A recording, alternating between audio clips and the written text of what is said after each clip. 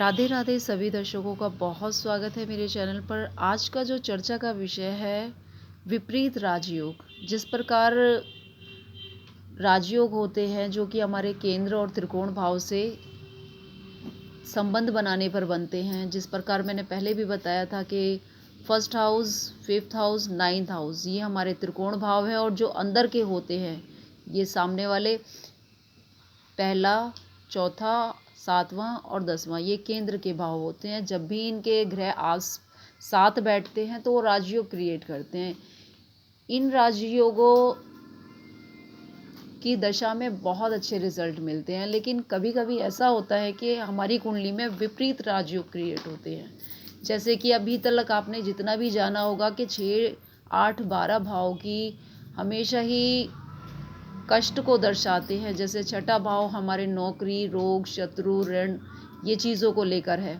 वहीं पर 8वां भाव हमारे अचानक होने वाली घटनाओं को दर्शा लाभ भी हैं, हानि भी हैं, लेकिन फिर भी बहुत ही ज़्यादा रहस्य से जुड़ा हुआ रहता है।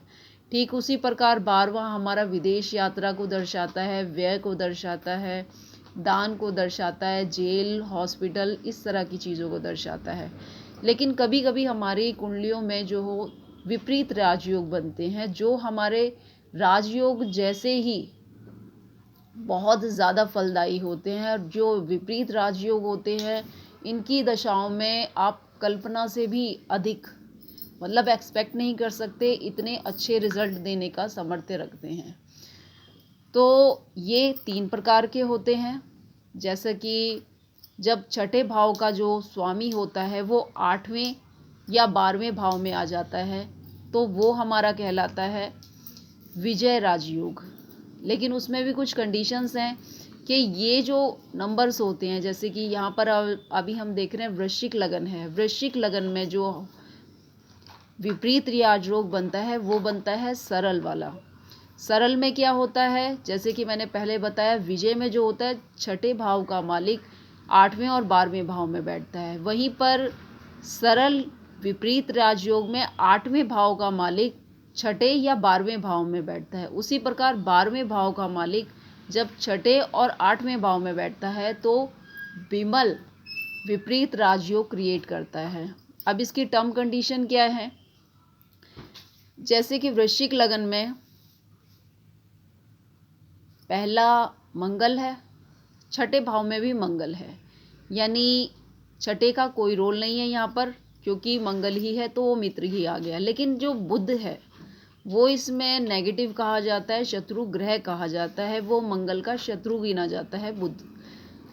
अब जो बुध है, ये जो बुध है या तो हमारा छठे भाव में आ जाए तो ये विपरीत राजयोग क्रिएट करता है, ये बहुत अच्छा रिजल्ट ला सकता है। कारण ये है कि छठे भाव का मालिक यहाँ लाभ का मालिक भी है, 8वें और 11वें भाव से जुड़ा हुआ है। तो अगर ये इधर आ जाता है तो ये आपको विपरीत राजयोग देता है, जिसके चलते आप बहुत सडन गेन कर सकते हैं। पर कंडीशन वही है कि कुछ सिचुएशन में हमारे मंगल की स्थिति और बुध की स्थिति भी स्ट्रांग होनी चाहिए। लेकिन अगर फिर भी बुध यहाँ पर आ जाता है तो वो आपको नेगेटिव रिजल्ट नहीं देगा। तो विपरीत राजयोग भी बहुत महत्वपूर्ण है।